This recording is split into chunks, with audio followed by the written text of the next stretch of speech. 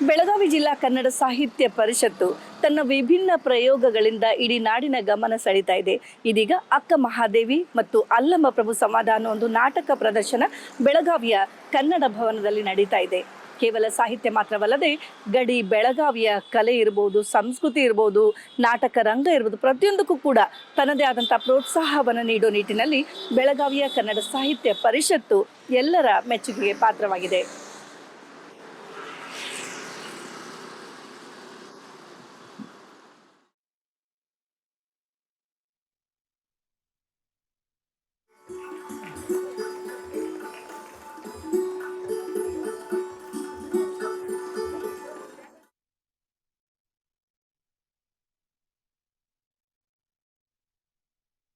ಬೆಳಗಾವಿ ಜಿಲ್ಲೆ ಕನ್ನಡ ಸಾಂಸ್ಕೃತಿಕ ಭವನದ ಕ್ಷೇಮಾಭಿವೃದ್ಧಿ ಸಂಘದ ಸಂಯೋಗದಲ್ಲಿ ಅಲ್ಲಂ ಪ್ರಭು ಮತ್ತು ಅಕ್ಕ ಮಹಾದೇವಿ ಸಂವಾದ ನಾಟಕದ ಉದ್ಘಾಟಕರಾಗಿ ಆಗಮಿಸಿದಂಥ ಸಹೋದರಿ ಶೈಲಜಕ್ಕ ಭಂಗೆ ಅವರೇ, ಅಧ್ಯಕ್ಷತೆಯನ್ನು ವಹಿಸಿದಂಥ ಶ್ರೀಮತಿ ಮಾತೃಸ್ವರೂಪಿ ಮಂಗಳಕ್ಕ ಮೆಟ್ಗೂಡ್ ಅವರೇ, ನಿಕಟಪೂರ್ವ ಅಧ್ಯಕ್ಷ ಅಂತ ಯಾರು ಪಾಟೀಲ್ ಅವರೇ, ಹಾಗೂ ವೇದಿಕೆ ಮೇಲಿರುವಂಥ ಎಲ್ಲ ಕನ್ನಡ ಸಾಹಿತ್ಯ ಪರಿಷತ್ತಿನ ಹಾಗೂ ಈ ಒಂದು ಸಂಸ್ಥೆಯ ಪದಾಧಿಕಾರಿಗಳೇ, ಕದಳಿ ಮಹಿಳಾ ವೇದಿಕೆಯ ಅಧ್ಯಕ್ಷರೇ, ಇಲ್ಲಿ ಸೇರಿದಂಥ 50 ಮಾತೃ ಸ್ವರೂಪಿತ ತಾಯಂದಿರೇ, ಸಹೋದರ ಸಹೋದರಿಯರೇ, ಇವತ್ತಿನ ದಿವಸ ಚಿಕ್ಕೋಡಿಯ ಕದಳಿ ಮಹಿಳಾ ವೇದಿಕೆಯ ಅಲ್ಲಂ ಪ್ರಭು ಹಾಗೂ ಅಕ್ಕ ಮಹಾದೇವಿಯ ಸಂವಾದದ ನಾಟಕವನ್ನು ಎಲ್ಲರೂ ಆಗಮಿಸಿದ್ದಕ್ಕಾಗಿ ಮೊದಲನೇದಾಗಿ ತಮ್ಮೆಲ್ಲರಿಗೂ ನಾನು ಚಿಕ್ಕೋಡಿ ನಗರದ ಪರವಾಗಿ ತಮ್ಮೆಲ್ಲರಿಗೂ ಅಭಿನಂದನೆಯನ್ನು ನಾನು ಸಲ್ಲಿಸ್ತೀನಿ. ಯಾಕಂದರೆ ಸುಮಾರು 20 ವರ್ಷಗಳ ಹಿಂದೆ ನಾವು ಊರಾಗಿನ ಬಿಟ್ಟು ಎಕ್ಸ್ಟೆನ್ಷನ್ದಾಗ ಮನೆ ಮಾಡಿದ ಮೇಲೆ ಧಾರ್ಮಿಕ ಬಾಂಧವ್ಯ ಭಾಳ ಕಟ್ಟಾಗಿ ಹೋಗಿತ್ತು. ಅಲ್ಲಿ ಬಂದಾಗ ಅನುಭವ ಬಂತು, ಈ ಮಠಗಳ ಮತ್ತು ದೇವಸ್ಥಾನಗಳ ಕೊಂಡಿ ಕಳ್ಸ್ಕೊಂಡಾಗಿತ್ತು. ಯಾರೂ ಸಾಮಾಜಿಕ ಅಭದ್ರತೆಯನ್ನು ಕಾಡ್ತಾ ಇತ್ತು. ಅಂದ್ರೆ ಇವತ್ತು ಇದು ಕೂಡ ಬಹುಶಃ ಬೆಳಗಾವಿ ನಗರದಲ್ಲಿ ಇರ್ಬೋದು ಅಂದ್ರೆ ನಾವು ಭಾವಿಸ್ತೀವಿ.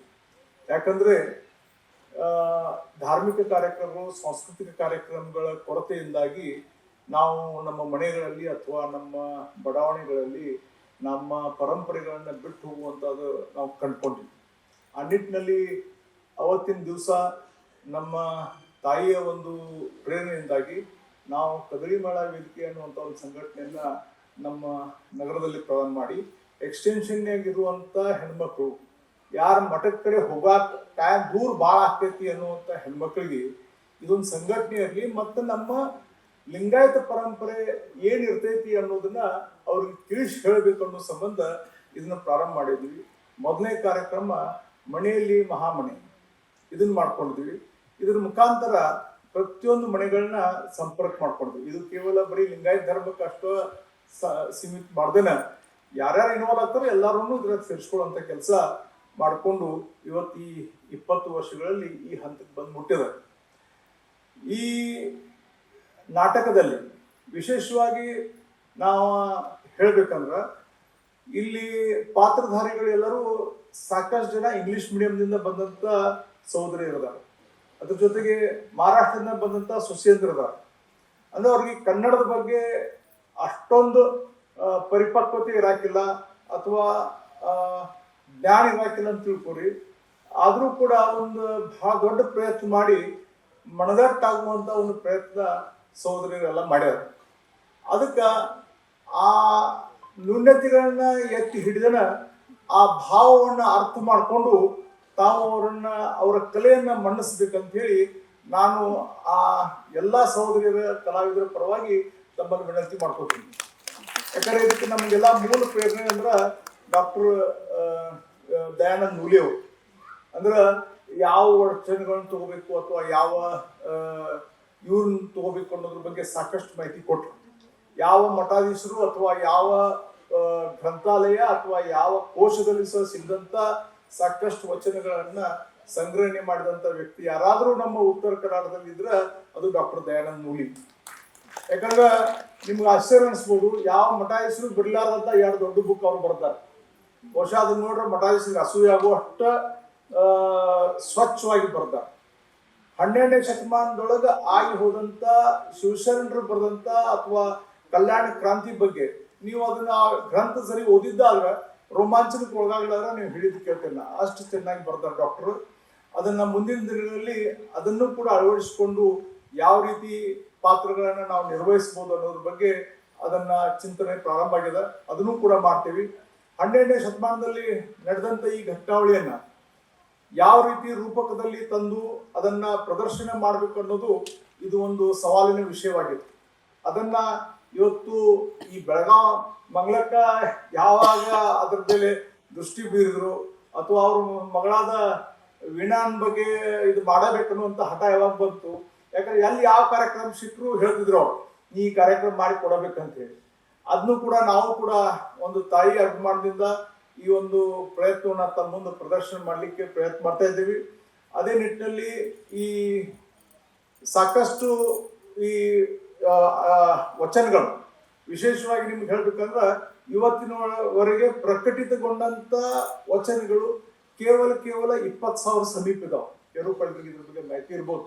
ಆದ್ರೆ 1,75,000 ಮೇಲ್ಪಟ್ಟ ವಚನಗಳು ಇನ್ನೂ ನಮ್ಮ ಪಳುವಿಕೆಯೊಳಗೆ ಎಲ್ಲೆಲ್ಲೋ ಅದಾವ. ಅಂದ್ರೆ ಬಹುಶಃ ಈ ಮಠಾಧೀಶರು ಸ್ವಲ್ಪ ದೊಡ್ಡ ಮನಸ್ಸು ಮಾಡಿ ತಮ್ಮ ಗುರುಮಠದಾಗ ಇರುವಂತ ಗದ್ಗೀಸರಿ ಎಲ್ಲರ ಕೈ ಹಚ್ಚಾಕೋದು ಕೊಟ್ರಂದ್ರ ಬಹುಶಃ ವಚನಗಳು ಹೊರಗೆ ಬರ್ತಾವು ಅನ್ನುವಂಥ ಭಾವನೆ ನಂದು ವೈಯಕ್ತಿಕವಾಗಿ ಆಗೈತೆ. ಯಾಕಂದ್ರ ಅಲ್ಲಮ ಪ್ರಭು ಅಕ್ಕ ಮಹಾದೇವಿಯ ಸಂವಾದ ಅನುಭವ ಮಂಟಪದಲ್ಲಿ ಇಲ್ಲಿ ಅಕ್ಕ ಮಹಾದೇವಿಯ ಮೇರು ವ್ಯಕ್ತಿತ್ವ ಇನ್ನಷ್ಟು ಪಕ್ವಗೊಳ್ಳುತ್ತದೆ.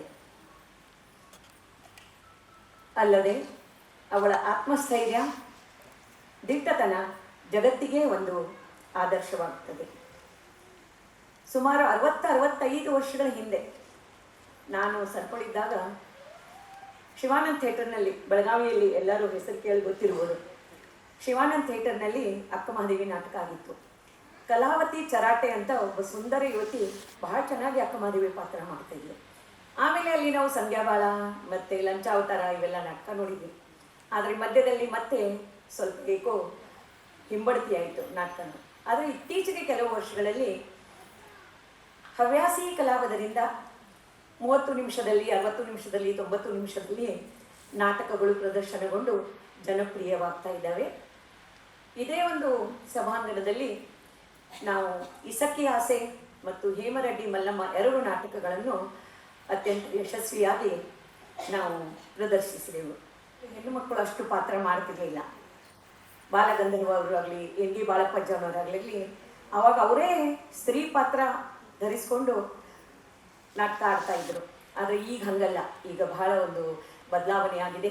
ಇವತ್ತಿನ ನಾಟಕದಲ್ಲಂತೂ ನಮ್ಮ ಎಲ್ಲ ಸ್ತ್ರೀಯರು ಕೂಡ ಪುರುಷರ ಪಾತ್ರಗಳನ್ನು ಹಾಕಿ ಬಹಳ ಚೆನ್ನಾಗಿ ಅಭಿನಯಿಸಿದ್ದಾರೆ.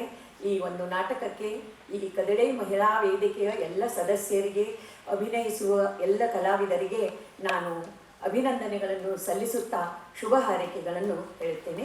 ಧನ್ಯವಾದ.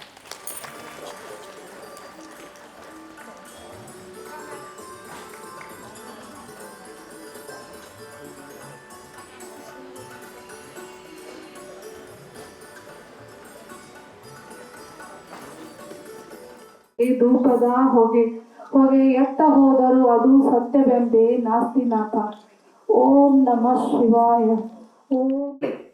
ನಾನು ಮತ್ತಾವ ಪದವಿಯ ನೊಲ್ಲೆನಯ್ಯ, ಕೂಡಲ ಸಂಗಮ ದೇವ ನಿಮ್ಮ ಶರಣರ ಪಾದವ ನರಿದಿಪ್ಪ ಮಹಾಪದವಿಯ ಕರುಣಿಸಯ್ಯ, ಕರುಣಿಸು. ಬಸವಣ್ಣನ ಬಯಲ ಬೆರೆಸಿತ್ತು ಎನ್ನ ಮನ, ಸಂಗನ ಬಸವಣ್ಣನ ನಿಜ ಪದವ ಬೆರೆಸಿತ್ತು ಎನ್ನ ಪ್ರಾಣ, ಅಲ್ಲ ಮಹಾಪ್ರಭುದೇವರ ಅರಿವು ಬೆರೆಸಿತ್ತು.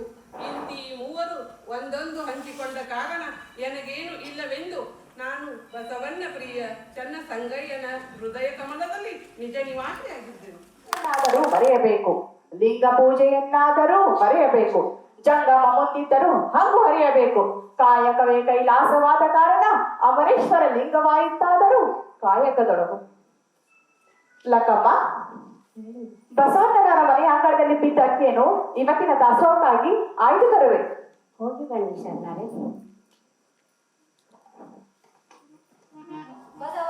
ಶ್ರೀಪಾದಕ್ಕೆ ನಮೋ ನಮೋ ಎನ್ನುತ್ತಿದ್ದೇನೆ.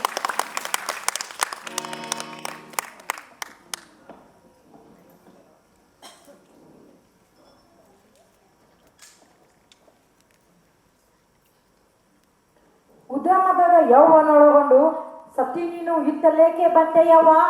ಸತಿ ಎಂದರೆ ಮುನಿಯವರು, ನಮ್ಮ ಶರಣರು. ನಿನ್ನ ಪತಿಯ ಕುರು ಹೇಳಿ ಬಂದು ಕುಳ್ಳಿರಿ, ಇಲ್ಲದರೆ ತಲುಗುತ್ತಾಯೆ. ನಮ್ಮ ಗುಹೇಶ್ವರನ ಶರಣರಲ್ಲಿ ಸಂಘ ಸುಖ ಸನ್ನಿಹಿತ ಬಯಸುವರೆ ನಿನ್ನ ಪತಿ ಯಾರೆಂಬುದು ಹೇಳಾಯಲೇ? ಗುರುವೆ ತೆತ್ತಿಗನಾದ, ಲಿಂಗ ಮಧುವಳಿಗನಾದ, ನಾನು ಮಧುವಳಿಗೆಯಾದೆ. ಈ ಭುವನವೆಲ್ಲರೂ ಅಸಂಖ್ಯಾತ ನನಗೆ ತಂದೆ ತಾಯಿಗಳು ಕೊಟ್ಟರು ಪ್ರಭುವಿನ ಮನೆಗೆ ಸದೃಶವಪ್ಪವರ ನೋಡಿ. ಇದು ಕಾರಣ ಚನ್ನ ಮಲ್ಲಿಕಾರ್ಜುನ ಗಂಡ ನೆನೆಗೆ, ಮಿಕ್ಕಿದ ಲೋಕದ ಗಂಡಂದಿರನೆಗೆ ಸಂಬಂಧವಿಲ್ಲವಯ್ಯ. ತನ್ನ ಸೀರೆಯನ್ನು ನಿರ್ವಾಣದಲ್ಲಿ ಮನದ ಭ್ರಾಂತು ನಿಶ್ಚಯವಾಗದು. ಕೇಶವಂಬ ಸೀರೆ ಅಂಗಕ್ಕೆ ಮರೆಯಾತು, ಭಾವಶುದ್ಧವಾದಲ್ಲಿ ಸೀರೆ ಎನ್ನುವುದು ಕೂದಲ ಮರಿಸಲೇತಕ್ಕೆ. ಫಲವಳದೆ ಪಕ್ವವಾಗಿಲ್ಲದೆ ಹೊರಗನ ಸಿಪ್ಪೆ ಒಪ್ಪಗೆಳೆದು, ಕಾಮನ ಮುದ್ರೆಯ ಕಂಡು ತಮಗೆ ನೋವಾದಿತ್ತೆಂದು ಆ ಭಾವಕ್ಕೆ ಮುಚ್ಚಿದೆ, ಅದಕ್ಕೆ ನೋವೇಕೆ? ಇಂದ್ರಿಯ ಎಂಬ ಜಾತಿ ಸೂತಕ ಬರಲು ಗುಹೇಶ್ವರ ಲಿಂಗ ಮುಟ್ಟಬಾರದು ಕೇಳವ. ಹಾವಿನ ಹಲ್ಲ ಕಳೆದು ಹಾವನಾಡಿಸಬಲ್ಲದೆ, ಹಾವಿನ ಸಂಘವೇ ಲೇಸು ಕಂಡಯ್ಯ. ಕೂಡಲಿಲ್ಲದ ಹಣವ ಕೊಡುವ ಪರ್ಯಂತವ. ಸಾವಯ ನಿಲವಯಕ್ಕೆ ಭಿನ್ನವಿಲ್ಲವಯ್ಯ. ನಾಮವಿಲ್ಲದ ಸೀಮೆ ಇಲ್ಲದ ನಿಜ ಶಕ್ತಿ ಚಿಶಕ್ತಿ ಆಯ್ತು ನೋಡ. ಅಂತರಂಗದ ಪ್ರಭೆ ಬಹಿರಂಗವೆಲ್ಲ ತಾನೇ ತಾನಾಗಿತ್ತು. ಗುಹೇಶ್ವರನ ಲಿಂಗದಲ್ಲಿ ಸಂದಿಲ್ಲ ದೀಪ, ಮಹಾದೇವಿ ಅಕ್ಕನ ಶ್ರೀಪಾದಕ್ಕೆ ನಮೋ ನಮಃ.